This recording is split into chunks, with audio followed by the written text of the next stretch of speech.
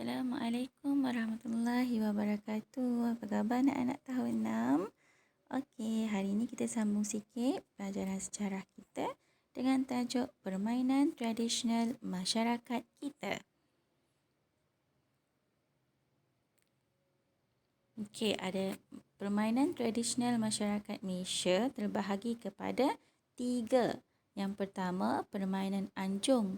Yang kedua, permainan halaman. Dan yang ketiga adalah permainan lasak. Okey, untuk permainan anjung, selalunya ia dimainkan di anjung rumah atau di dalam rumah. Pergerakannya adalah terbatas. Contohnya, batu seremban, congkak, wiki, dam haji, tayam dan ziangki. Okay, kita tahu kan kalau kita main batu seremban, kita tak banyak bergerak kan. Tangan kita je yang bergerak. Dam haji pun sama. Tak ada pergerakan yang banyak. Kita ada sikit-sikit je gerak tangan je lah. Okey, untuk yang kedua, permainan halaman. Permainan halaman memerlukan kawasan yang luas. Pergerakan yang lincah dan aktif. Contohnya, gasing, tating lawi, ketinting, sepak raga, kabadi, tibau dan sepak manggis. Okey, untuk contoh ni kita akan tengok satu persatu sekejap lagi. Okey. Seterusnya, yang ketiga adalah permainan lasak. Permainan lasak semestinya memerlukan kawasan lapang yang luas. Pergerakannya juga lincah, aktif dan lasak. Contoh yang diberikan adalah main wow, mandi sungai dan menarik upih. Tahu tak upih ni apa? Sekejap lagi kita tengok. Okey, seterusnya permainan anjung. Tengok satu persatu ya. Batu seremban. Batu seremban dikenali juga dengan nama selambut. Batu selambut lah. Okey, sering dimainkan secara berpasangan atau berkumpulan.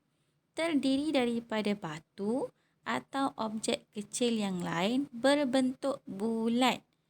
Dan apa fungsi permainan batu seremban ni?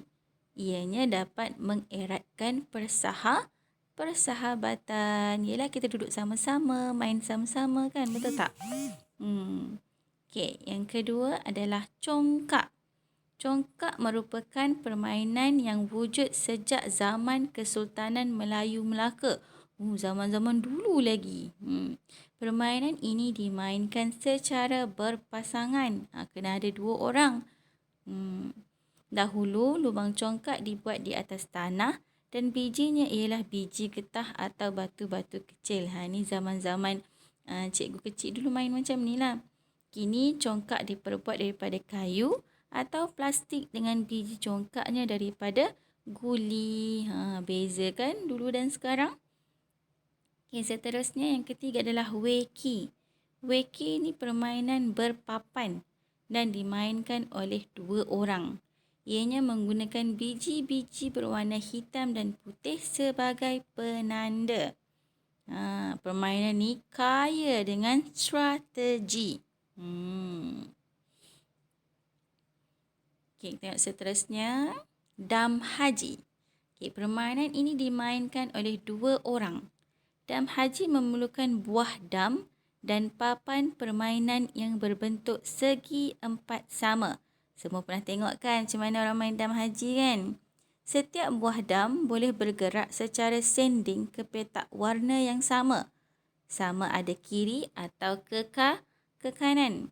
Buah dam yang berjaya sampai di hujung papan lawan dikatakan naik haji dan boleh bergerak dengan bebas. Permainan ini masih kekal sehingga kini dan berjaya memupuk kemesraan. Selalunya pakcik-pakcik kat kedai selalu main ni kan? Kan pernah tengok kan? Okey, seterusnya kita tengok pula tayam atau parama padang. Permainan ini sama seperti permainan dam ular. Siapa pernah main dam ular? Yang ada tangga, yang ada ular banyak-banyak dekat dam dia tu. Lazimnya dimainkan oleh 2 hingga 4 orang. Pemain akan bergerak mengikut angka buah dadu yang dilemparkan. Berapa kita dapat setiap kali kita lempar buah dadu. Okey, permainan ini dapat memupuk kemesraan. Perasan tak ada fungsi kan bagi setiap permainan, bukan saja-saja. Okey, seterusnya Xiangqi. Permainan ini dimainkan oleh 2 orang. Permainan ini juga dikenali sebagai catur Cina. Kan selalu orang Cina kan ada catur dia kan.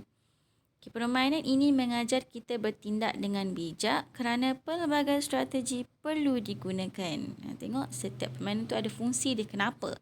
Okay, strategi ini dapat meningkatkan daya pemikiran pemain. Kan bila kita berfikir banyak kan, otak kita berjalan. Okay, seterusnya permainan halaman. Permainan halaman. Tating lawi. Permainan ini turut dikenali sebagai cap te. Cap B sebenarnya ni salah je. Sepak bulu ayam atau jambak lawi. Tating diperbuat daripada 3 atau 4 helai bulu ayam yang diikat pada kepingan getah atau kertas tebal. Kemenangan dikira berdasarkan tatingan terbanyak. Macam bulu tangkis tu lah. Sepak berapa kali, banyak kali sepak, itulah yang menang. Okay, seterusnya gasing ni semua orang kenal gasing. Kan ada anak-anak yang tak kenal gasing ni sekarang. Gasing dimainkan dalam 2 cara, iaitu gasing uri ataupun gasing pangkah. Gasing uri biasanya dimainkan untuk melihat dan menguji ketahanan gasing berpusing. Tu jenis yang pusing atas tanah tu kan. Tengok tak dalam TV pun banyak tunjuk. Gasing yang mampu berpusing lama dikira sebagai pemenang pertandingan. Caranya dengan memangkah gasing kumpulan lawan supaya gasing pihak lawan pecah atau berhenti berpusing. Sampai macam tu. Dalam permainan gasing terdapat 5 langkah utama, iaitu melilit tali, melilit gasing, memusing gasing, memangkah dan mengangkat gasing. Boleh tengok dekat video-video kan orang permainan gasing ni. Okay, seterusnya kita tengok ketingting atau ting-ting. Kita panggil dek cok. Kalau kat rumah kita panggil dek cok, Kelantan panggil. Permainan ini biasanya dimainkan oleh kanak-kanak. Gelanggang permainan dibuat dengan cara melukis petak-petak yang bersambung di atas permukaan tanah. Setiap pemain mestilah memiliki penanda masing-masing. Permainan ini juga dapat mengeratkan persahabatan. Kita tengok siapa yang main jujur atau tak jujur kan. Kabadi atau sadu gudu. Kabadi ialah permainan laman bagi kaum India. Tengok nama pun kita tak tahu kan. Permainan ini dimainkan oleh 2 pasukan. Satu pasukan akan menghantar penyerang kepada pihak lawan. Penyerang tersebut perlu menahan nafas dan melaungkan perkataan kabadi. Siapa pernah dengar kan dia sebut kabadi. Saat tengah dia main tu dia sebut. Sampai dia berlari tu dia sebut kabadi. Siapa pernah tengok kan? Ada kan? Kalau dekat cerita Hindustan kan banyak kan dia sebut mainan ni. Dia main mainan ni. Okay, penyerang juga perlu menyentuh salah seorang pemain pihak lawan. Pemain yang berjaya disentuh akan tersingkir. Mereka yang benar-benar lasak dan cergas serta mempunyai kekuatan fizikal sahaja yang mampu bermain kabadi. Siapa lembik-lembik tak payah main. Kena tolak sekali terbalik. Okey, seterusnya permainan tibau. Ianya dimainkan ketika pesta kaul ataupun perayaan selepas musim menuai yang diraikan oleh etnik Melanau, Sarawak ni permainan orang Sarawak tu kita pun tak dengar kan. Tibau dibina daripada beberapa batang buluh atau pokok nibung atau kayu keras. Tibau berbentuk rak atau pemidang yang bertingkat-tingkat dan berbentuk piramid 3 segi. Kebiasaannya ketinggian tibau ini 8 hingga 10 meter dan dibina dalam keadaan yang condong di atas tanah yang rata. Disengaja condongkan rupanya. Terdapat jutaan tali daripada rotan dan akan diayun seperti sebuah buaian. Kedua-dua bahagian ini perlulah dibina dengan kukuh demi keselamatan pemain. Pemain akan melompat secara bergila-gila di atas tibau sehingga tibau tidak boleh berayun lagi. Kat sini Cikgu pernah tengok, memang besar tibau ni. Dia bukan kecil, dia boleh muatkan ramai orang. Siapa pun melompat naik sampai dia tak boleh nak ayun dah. Kalau nak tengok boleh Google. Tak pun tengok dekat YouTube cara main tibau. Okey, seterusnya kita tengok sepak manggis. Okey, sepak manggis terkenal di dalam kalangan etnik Bajau di Kota Belud, Sabah. Tadi Sarawak, sekarang di Sabah. Dan diadakan ketika majlis keramaian. Oh, permainan dia main, time ada majlis.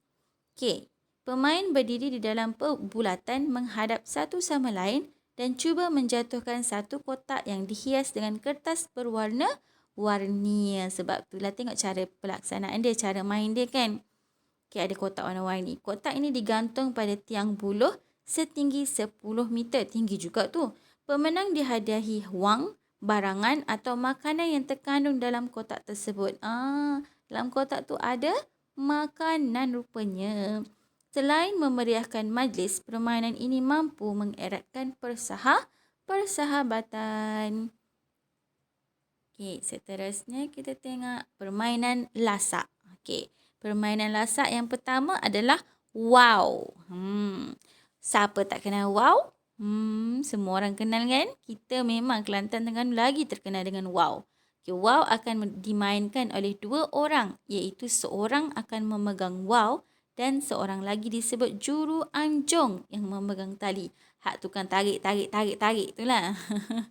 Yang kedua, apabila angin bertiup, tali akan ditarik melawan arus angin dengan cara menghulur dan menarik talinya sehinggalah wow tersebut terbang tinggi di udara.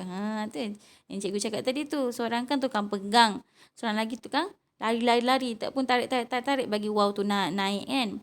Okey, wow dimainkan di Kelantan, Terengganu, Kedah, Perlis dan Johor sebagai satu rekreasi. Kita mainkan suka-suka. Lepas tu buat sendiri wow tu, buat cantik-cantik kan. Reka bentuk wow selalunya bermotifkan awan larat dengan pelbagai warna yang menarik. Kan kita tengok, lama dah tak dapat main wow. Dulu-dulu je main. Okay, seterusnya tarik upih. Okay, tarik upih dimainkan dengan menggunakan upih pinang tua. Daunnya akan dijadikan hulu atau tempat untuk menarik upih tersebut. Permainan ini dimainkan secara berpasangan. Salah seorang akan menjadi tukang tarik dan seorang lagi duduk di atas upih. Best kan? Macam kereta sorong. Tapi tu sorong ni sekarang kita tarik. Orang duduk atas tu kita tarik. Best juga ni. Okay, seterusnya ni favourite kita. Mandi sungai. Okay, memerlukan kemahiran berenang dan menyelam. Tak pandai, duduk dah tepi gigi air tu. Mandilah. Kalau tak pandai berenang tau. Kanak-kanak akan bermain kejar-mengejar di dalam air. Kanak-kanak akan memanjat pokok-pokok besar di tepi sungai untuk terjun ke dalam sungai. Bestnya suasana ni. Okey, sampai situ saja untuk hari ini. Jumpa lagi nanti. Jangan lupa jawab soalan dan hantar kepada cikgu. Terima kasih. Assalamualaikum.